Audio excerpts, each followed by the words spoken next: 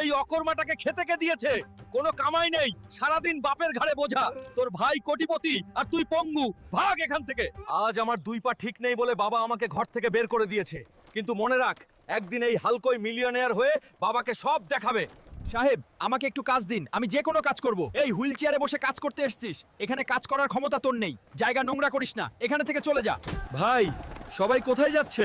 গ্রামের টাটা কোম্পানির সোনা ভর্তি ট্রাক গর্তে পড়েছে, সবাই সেটা দেখতে যাচ্ছে। এই গ্রামে কি কেউ আছে যে এই ট্রাকটা গর্ত থেকে তুলতে পারবে? এর ভেতরে খুব দামি মাল আছে, যে তুলতে পারবে তাকে 2 কোটি টাকা দেওয়া হবে। স্যার, আমাকে একবার সুযোগ দিন, আমি এই ট্রাকটা তুলবো। তুমি এই অবস্থায় ট্রাক তুলবে ভেবে কথা বলছো? হ্যাঁ স্যার, আমি তুলবো। বন্ধুরা, আমার তোমাদের শক্তি দরকার। দ্রুত সাবস্ক্রাইব করো আর লাইকের শক্তি দাও। তারপর দেখো হাল্ক কিভাবে এই ট্রাকটা তুলছে।